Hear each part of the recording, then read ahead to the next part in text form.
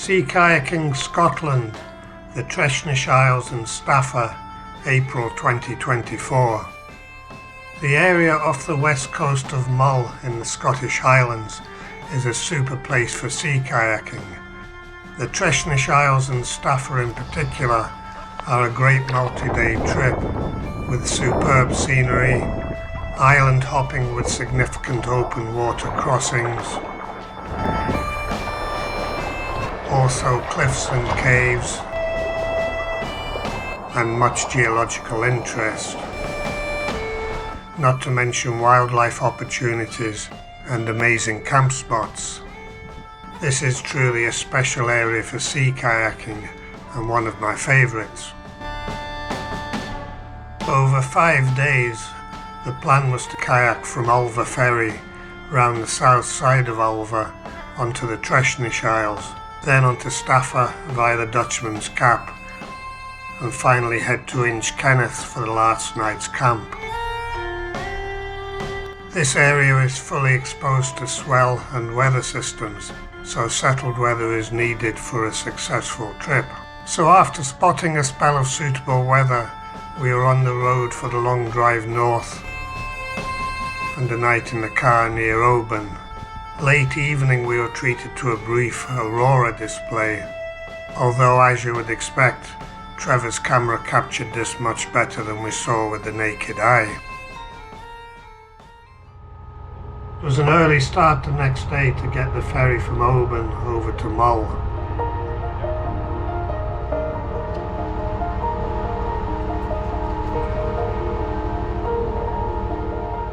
And then it was a short drive to Ulva Ferry, our departure point. It didn't take us long to sort out the gear and pack the boats and get on the water.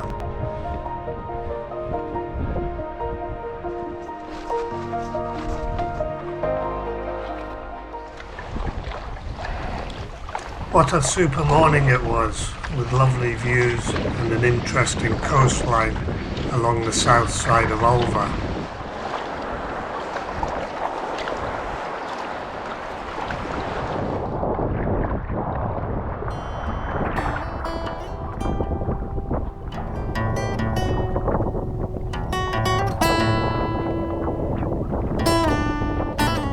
Ulva has a few camp options. The one we chose was excellent, with great views towards Mull, and also had a supply of driftwood for a fire. This day had been an early start and a fairly short paddle, so we had plenty of time to relax and enjoy the first camp. Collecting driftwood for the fire. Trevor's wood-burning stove seemed to be performing very well.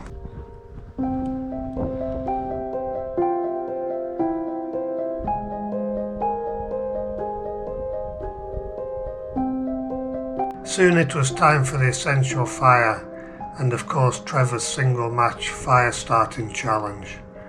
Another success. A single match fire again.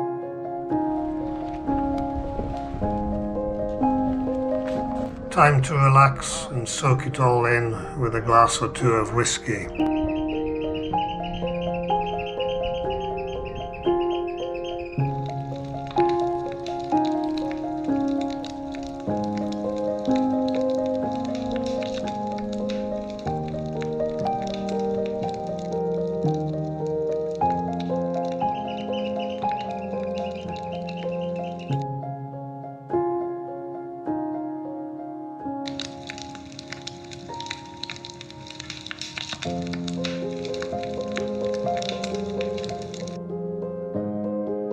It was another clear, starry night, but unfortunately no aurora tonight.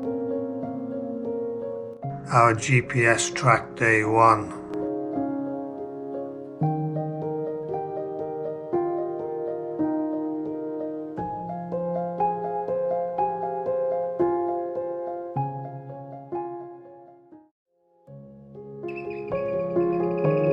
We woke to a lovely still morning and enjoyed our breakfast on the beach. Then a leisurely break of camp. We packed the boats and were soon on the water.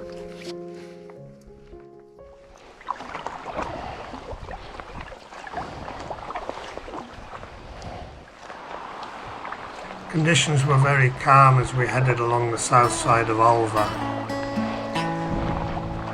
and then on to Gometra, with super views out to today's destination, the Treshnish Isles.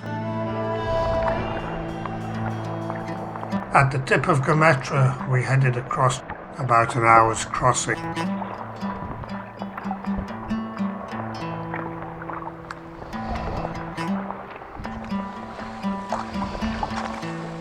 Dolphins and whales are often spotted in this area, but we weren't lucky this day.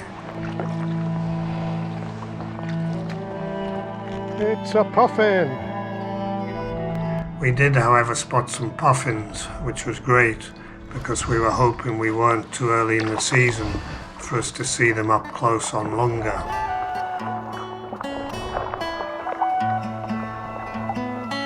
We paddled round the northern end of Berg Beg and then landed on Berg Moor.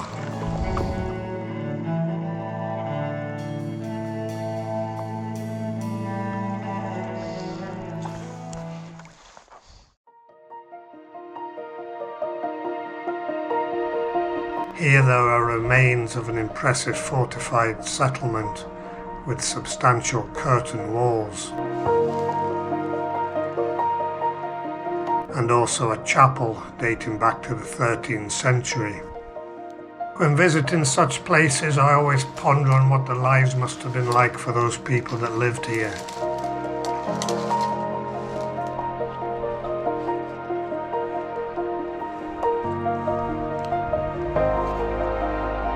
At the western tip, a very modern automated lighthouse with a nice view up the island chain to Lunga.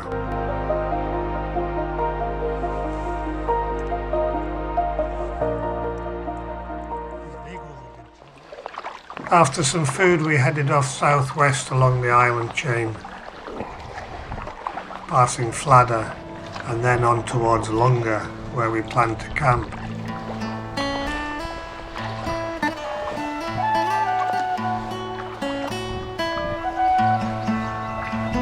Before stopping and setting up camp, we headed along the impressively rugged east coast of Lunga.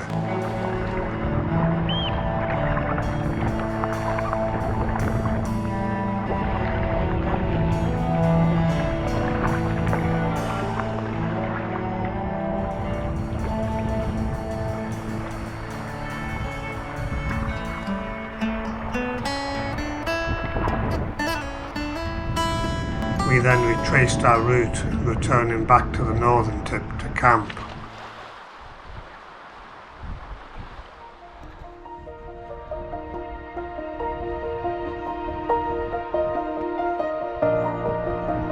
After sorting out the tents, we headed off to the cliffs to see the puffins. It's a privilege to see these lovely birds who are unfazed by human presence.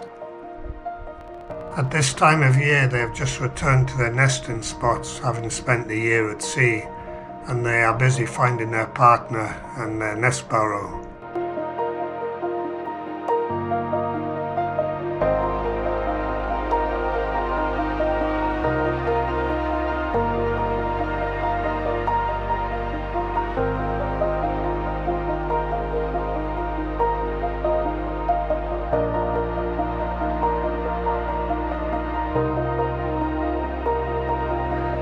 We then headed up to the summit of Lunga with a fine view to the Dutchman's Cap, our first destination the following day.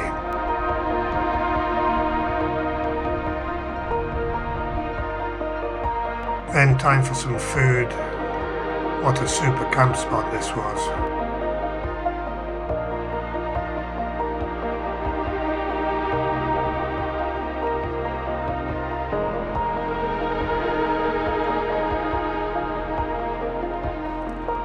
Later we headed up to the ruins of the Black Houses. This settlement was abandoned in 1857. It's certainly a very atmospheric place now.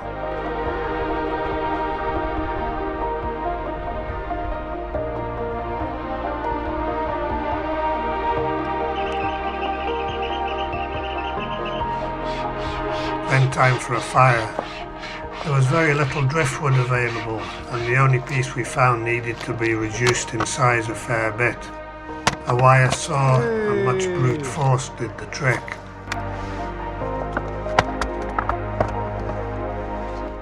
Soon we had a very respectable fire going, with a single match of course, for our evening whisky.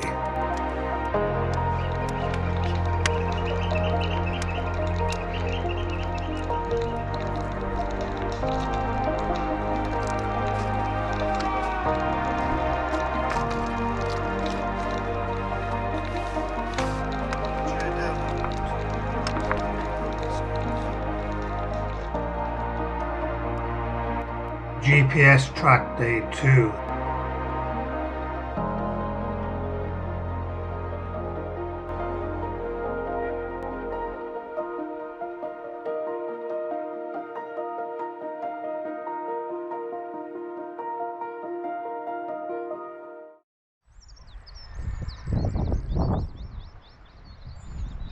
Day 3 of our trip, an early start. The weather was forecast to get very windy by midday, so we decided to get going early and get the 5-mile open water crossing to Staffa completed before it kicked off.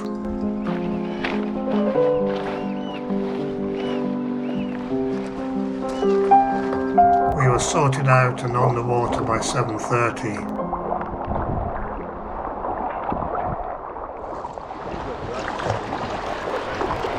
Up ahead the impressive Blue Creek Stack, or translated as Pictish Fort.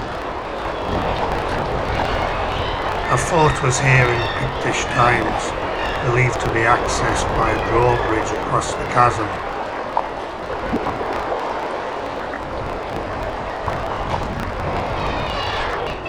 What an atmospheric place.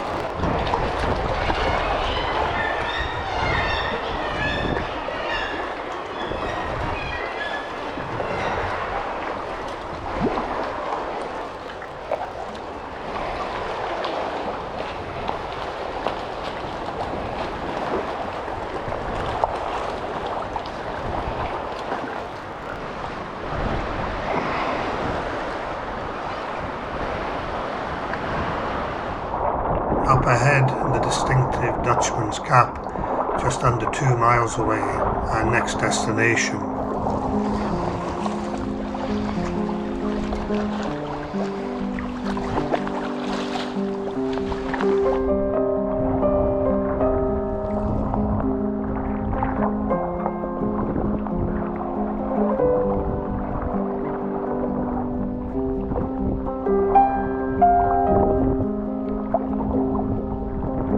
There are no easy landing points on Dutchman's Cap, but we found a very nice blowhole on the northern tip. Well, that's it for part 1 of this trip. Please check out part 2 video that follows, where we head over to the impressive Staffa, Ulva and Inchkenneth.